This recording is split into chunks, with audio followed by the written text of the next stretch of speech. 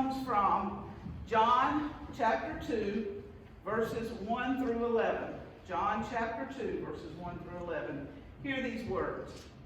On the third day, there was a wedding in Cana of Galilee, and the mother of Jesus was there. Jesus and his disciples had also been invited to the wedding. When the wine gave out, the mother of Jesus said to him, "They have no wine." And Jesus said to her, "Woman, what concern is that to you and to me? My hour has not yet come." His mother said to the servants, "Do whatever he tells you." Now standing there were 6 stone water jars for the Jewish rites of purification, each holding 20 or 30 gallons. Jesus said to them, "Fill the jars with water," and they filled them up to the brim. He said to them, "Now draw some out and take it to the chief steward." So they took it. When the steward tasted the water that had become wine and did not know where it came from, though the servants who had drawn the water knew, the steward called the bridegroom and said to him, "Everyone serves the good wine first, and then the inferior wine after the guests have become drunk. But you have kept the good wine until now." Jesus did this, the first of his signs in Cana of Galilee, and revealed his glory, and his disciples believed in him. These are the words of God for all the people of God. Thanks be to God. Please be seated. So let's set the stage for what happened in today's scripture. Okay, it's the beginning of Jesus' ministry. He's already been baptized, and in most of the other Gospels it says he spent 40 days in the wilderness being tempted by Satan. But now here he is attending a wedding. The wedding is in Cana of Galilee, which is pretty close to Nazareth, which we know is Jesus' hometown, and not very far from Capernaum, where he also made his home base while he was ministering. It's only about 4 or 5 miles away from Nazareth, so someone could easily go that distance to attend a wedding. We don't know whose wedding it was. Maybe it was a relative of Mary's. It seems like maybe Mary was helping out with the wedding. Maybe it was just a friend of theirs from the area. We don't know. But we do know that Jesus was there, and his mother Mary was there, and at least some of his disciples were there. In the Gospel of John, at this point, I think he has called 5 disciples, so we assume that at least those 5 were there with him. But likely, as the custom was, it was a large crowd, loud and festive for the wedding feast. The wedding feast would have taken place at the home of the bridegroom. The couple would have been betrothed for about a year. We know about betrothal because of Mary and Joseph. And during that time, they were legally married, but they did not live together. And then when the time came around for the actual wedding, the groom would go and get the bride from her house, and get the bride and her family and her bridesmaids, and they would all process back to the groom's house, and a feast would begin. Now, these days in our culture, weddings can vary a lot. They can be any kind of weddings. Depends all on what the couple wants to do.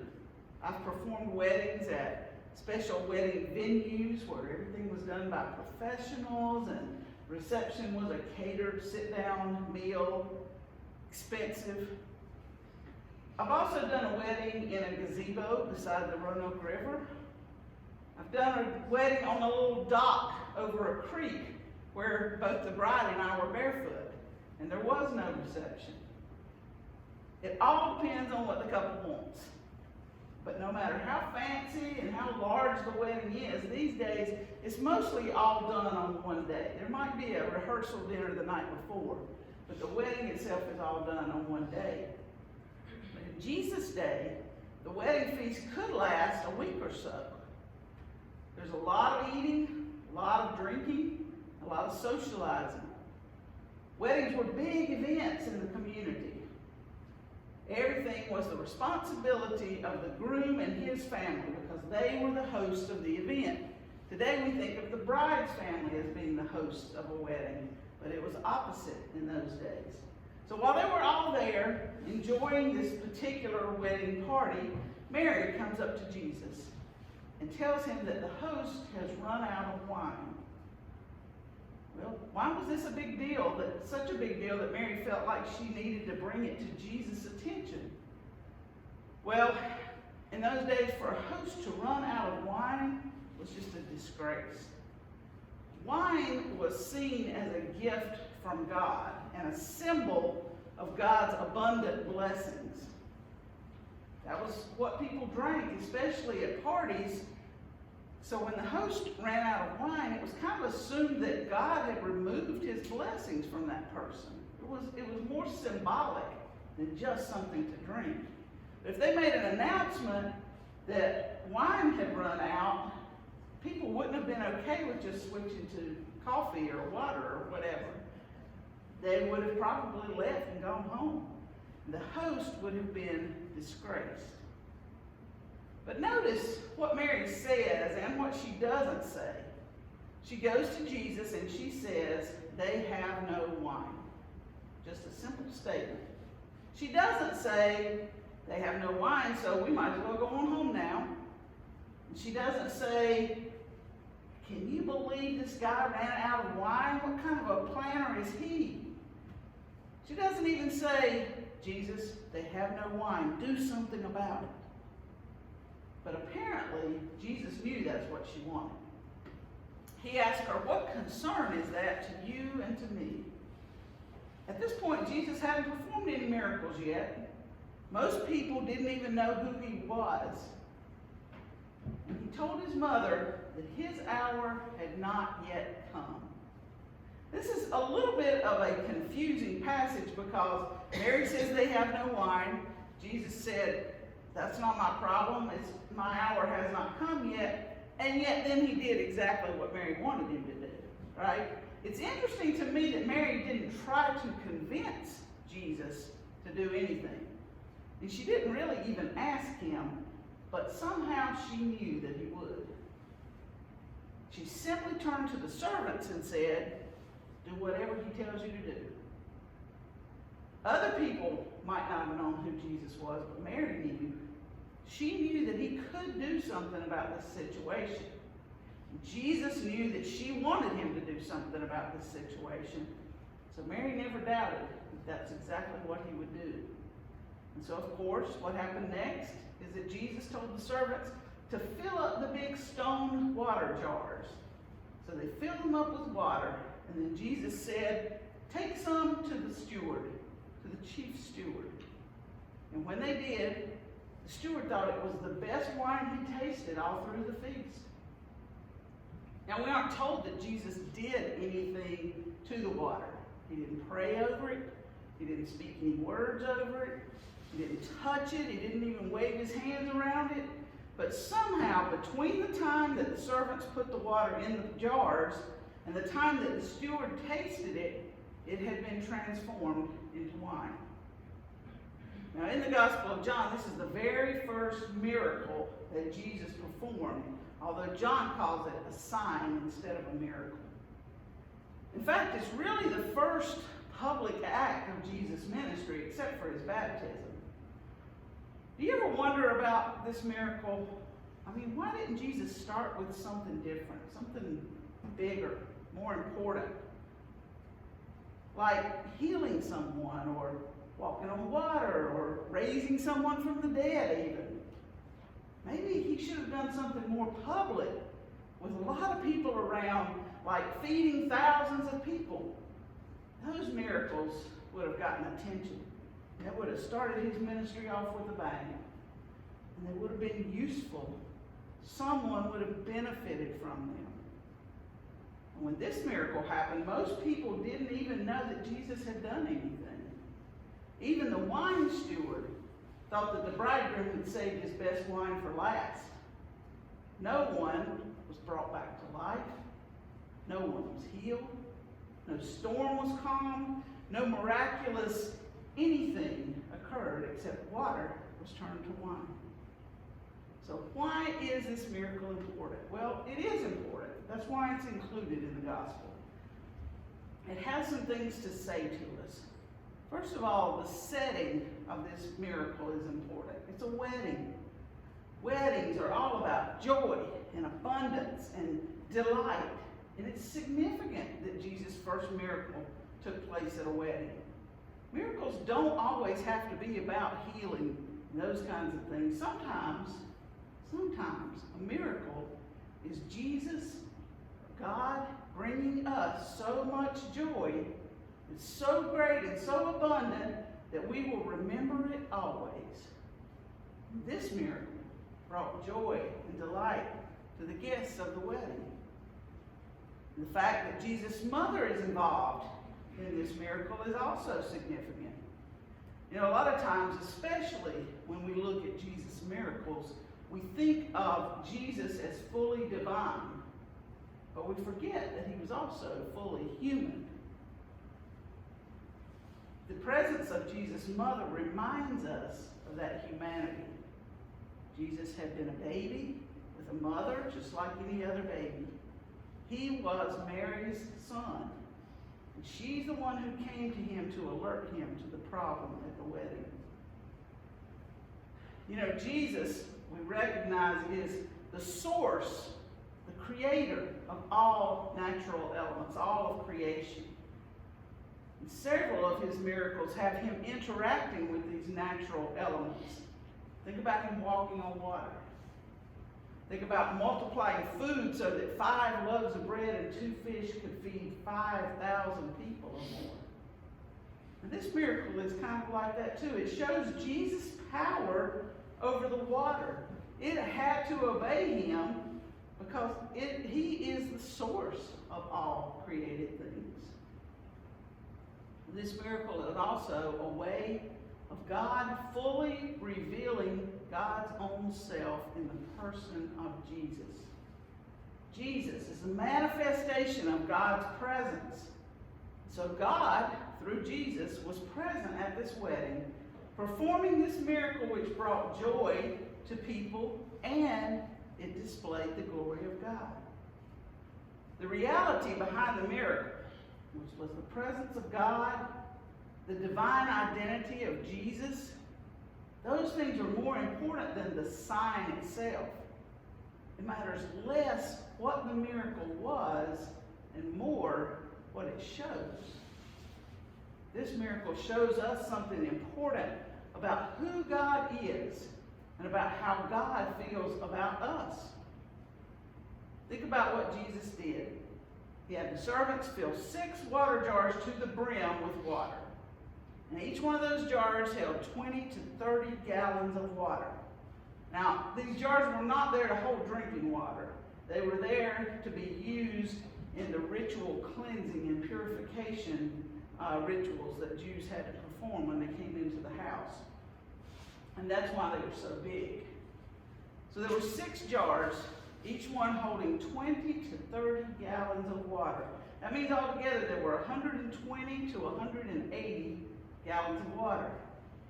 And Jesus turned all of that water into wine. That's a lot of wine. If you think about today's wine bottles, each gallon would consist of approximately 5 bottles of wine. And so that means when he turned all that water into wine, it was the equivalent of 600 to 900 bottles of wine. It was a lot of wine. Based on what the steward said, it must have been late in the feast, late in the wedding time. And there probably wasn't a long time left in that wedding celebration, so they probably wouldn't be drinking a lot more wine. So that was a lot of wine that Jesus produced. Why in the world did he make so much wine? They didn't need all of it. Probably he could have used 1 or 2 of those water jars, and that would have been plenty of wine for the time that was left. But he made all 6 of them. Jesus provided the people with an abundance of wine. He didn't skimp on it. It was abundant. And he provided them with the best wine. As the steward said, most people serve their best wine first. Then after the people have been drinking for a while, they brought out the cheaper, inferior stuff. By that point, the people wouldn't notice because, as it says in the scripture, they would have been a little drunk. So Jesus could have gotten by with giving the people second-rate wine, but he didn't. He apparently gave them wine that was better than what the host had served at the beginning of the feast. So why? What does all this tell us? This is who God is and how he treats us. God is a God of abundance. His love and his grace is given to us freely. Our lives are like the overflowing water jars full of grace. God not only offers us grace over and over, more than we could ever even ask for, but he also gives us blessings that are far better than we can imagine. The servants only had to follow Jesus' instructions, do what he told them to do, in order to have the best and most massive amounts of wine possible.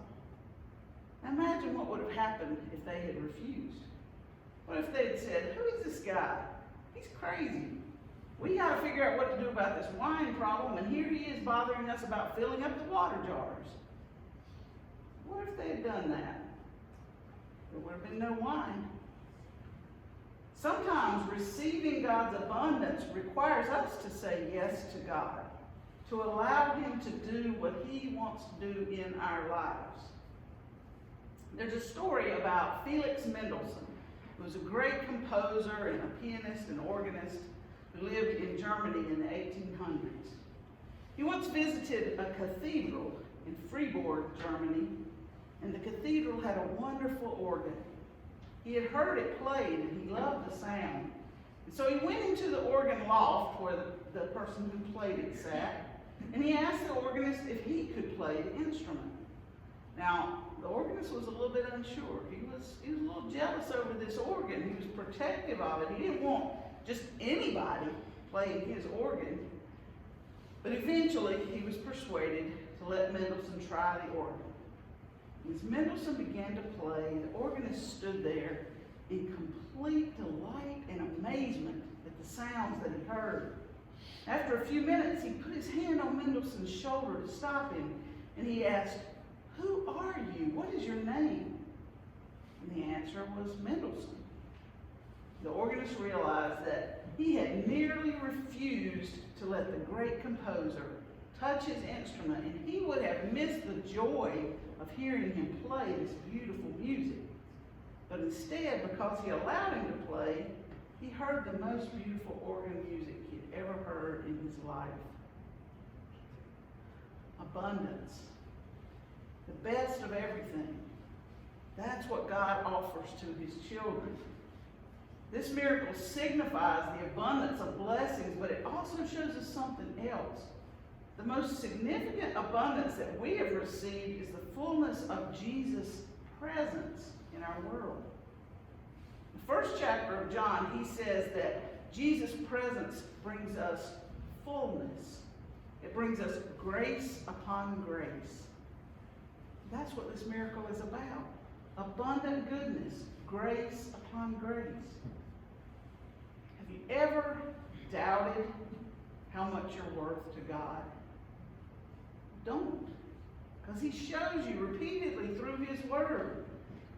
The story today shows us the abundance and the extravagance that he wants to bless us with. The miracle at the wedding of Cana reveals the divine glory of Jesus. Remember, he hadn't performed any miracles yet. He hadn't gone out and started preaching and teaching yet. This was the moment that he first revealed his glory to the people.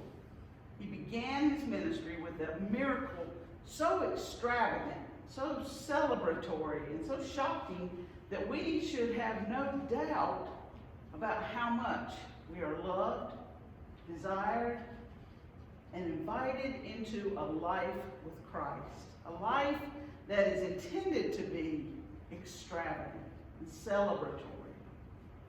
What Jesus did in this miracle is not about an obedient son reluctantly doing what his mother asked, although Jesus did that. It was not about Jesus making sure the host of the wedding was not embarrassed by the wine running out, although although that was certainly one of the outcomes. It was not about making sure that those attending the wedding could keep on drinking, although that happened too. It was about revealing Jesus' glory. In verse 11 we read, Jesus did this, the first of his signs in Cana of Galilee, and revealed his glory, and his disciples believed in him. It wasn't raising someone from the dead. It wasn't making a lame man walk. It wasn't multiplying a small amount of food to feed thousands of people. And it wasn't done in front of thousands of people. But this miracle did exactly what it was supposed to do. It revealed the glory of God in Jesus, the overflowing, abundant glory of God. And his disciples believed. Maybe no one else knew, but the disciples knew, and they believed. Now, Mary had known before it happened, obviously. But now, right here at the beginning of Jesus' ministry, the disciples also believed. He's beginning to grow his number of followers. So for us today, the good news is that God's abundant grace and blessings continue to be given to us. The presence of Jesus, which brings that grace, fills our lives just like the wine filled those water jars. Hear this today. We must never live our lives in fear and questioning about whether God loves us and wants to bless us, or how much he wants to bless us. This story gives us that answer. You are beloved by God. God offers us overflowing, abundant grace every day. And we just have to